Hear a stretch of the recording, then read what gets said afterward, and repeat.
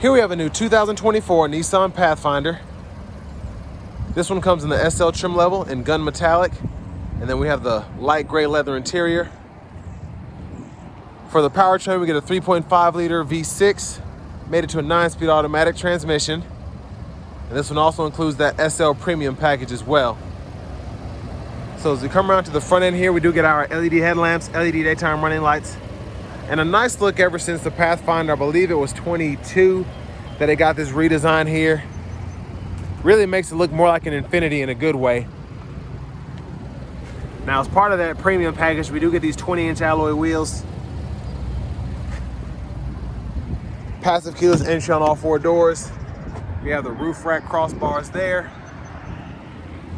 And then we have one-touch automatic up and down windows, all 4 doors, rear window lock, power mirror controls, power door locks, and then we do have blind spot monitors. And then we have the lane tracing, which we can turn on or off, or the lane keeping. They all have different names, all these different safety packages and whatnot, but hood release is there. We do get a manual tilt as well as telescoping steering wheel. And there's our 10-way power driver's seat. We get 2-way power lumbar support included in that. Now this one was a demo, so it's got about 5,100 miles on it. Nothing crazy, but I want to give a huge shout out to John Roberts Nissan for allowing me to review this Pathfinder today. I'll leave a link below in the description. I was going to show the window sticker, but tint's a little too dark. Stickers for $47,205. And then here's the back seat. We'll go ahead and hop in here. So pretty good legroom back here. Again, me being 6'3", there's a view of the front from back here. Have pretty good legroom back here. Now rear AC controls are here. We have those 3-stage heated outboard seats, a USB-C and a USB-A charge port. And then we also have this removable second row center console we can take out. Now, one of my favorite things about these are the rear window blinds we can put up, keep your kids asleep when you're going through that glare of the sun. There's that third row. The headrests are folded down, but there's that. And there are I think that's a USB on the side there. And then bottle holders are on this side. But a pretty usable interior, I think. There's the panoramic sunroof, but the sunshade's over it now. Let's make our way towards the back.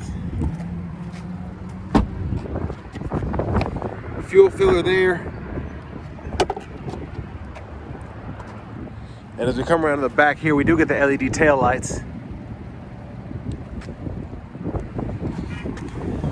And there's a look underneath. There's a spare tire.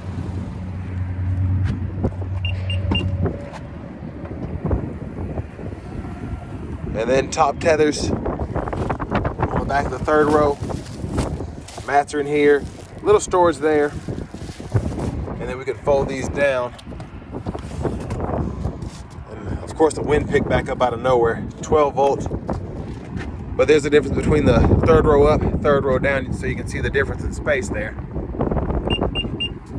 And I'm gonna come around to the rear passenger side and go ahead and fold that second row down as well, so we can see the full capability if you ever need it. So that's the difference with that seat up, with that seat back. I'm gonna leave it like that so we can get a better view from the front. But you can also hit this button and you can kind of tilt it up, and then you're able to, and you have a button up here as well, get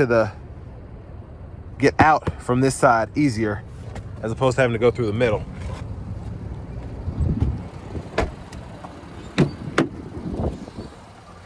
Front passenger seat. We have a little storage pocket here in the middle. You want to put your handbag or whatever there. And then this is interesting how they did that. You can put something here if you want to, but it's kind of slanted down, but you have a nice barrier there to catch it if you want to put a phone or change, whatever. Glove compartment.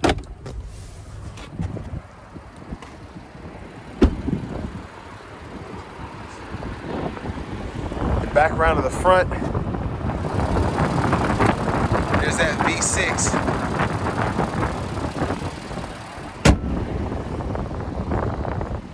Now we're gonna go ahead and get out of this wind, hop in the driver's seat. Sheesh. So leather wrap steering wheel here. There's the horn. Now over here, I believe this is a 10-inch screen, 11-inch screen, but we get AM, FM, XM radio here, along with Bluetooth audio. And then we have wireless Apple CarPlay, Android Auto compatibility. And our homepage here, we can configure it how we want to. We have XM traffic, stocks, and fuel when you have that subscription. And then our navigation system right in here. And we can search and do whatever. Now I will say, I like the way the system is set up because everything you want to go to once you're in that menu, and I'm glad you have an actual home button here, you can kind of, everything makes sense. So your info's in here, your audio's there, home page, map, and then your settings over here. Now in your settings, you can go ahead and adjust your units here and your language here if you want to change that for whatever reason. Backup cameras there. Guidelines follow you as you turn the steering wheel. You also have that 360 view. Hazards are there. And then volume knob is here. You can click to turn the audio off there. And you have a tune knob where you can push it and pull up the, well, I should say when you're in the right menu, you can push it and you can pull up your bass, treble, fade, and all that. 3-stage heated outboard seats, heated steering wheel, temperature adjustment for either side, auto mode. You can cut the whole system on or off there, fan direction, and then fan speed there. And then your rear controls, you can turn those on or off from there.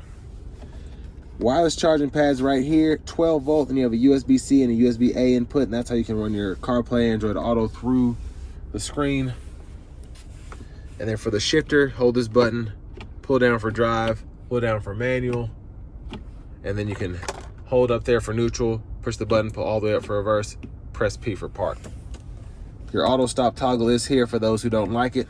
You have an electronic parking brake, pull up to engage the brake, press down to disengage. Automatic brake hold is here. Drive modes can be toggled here. You have snow, eco, standard, sport, and then your tow mode there. Center console cubby space. There's that. And then your sunroof controls are right here. And here are your lights, sunglasses holder, and then your garage door transmitters here. Hit that twice to get the roof all the way back, or the sunshade all the way back, excuse me. And then for the sunroof, hit that twice as well to get it all the way back. But there's a look at the back seat, and as you can see, big difference when the seats are folded down as opposed to when they're up. Background to the front here, vanity mirror. And then back to the steering wheel, blinkers. Auto high beams can be turned on that button there. Headlamp controls, high beams there. And then we do have our intermittent wipers here. So one time off, intermittent low, high. We can adjust those here. And then we have our rear wiper intermittent on right there. Paddle shifters are behind the steering wheel, volume controls, track list, radio station presets, and we can use the scroll bar and these arrows to go through the digital portion of the gauge cluster here. If we want to fool with any of that at whatever time, we can do that.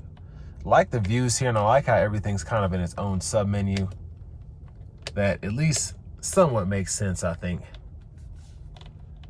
Then all of our vehicle settings and whatnot can be toggled in here, and then we can also change the units and the language from the screen.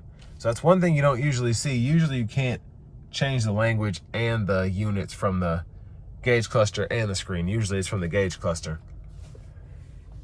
So I like how they did that. Shortcut menu there. And then for the safety shield, you can turn on that there and then adjust, gap adjust here, set the speed, phone, voice recognition. Push button starts here. Finally, key fob with remote start.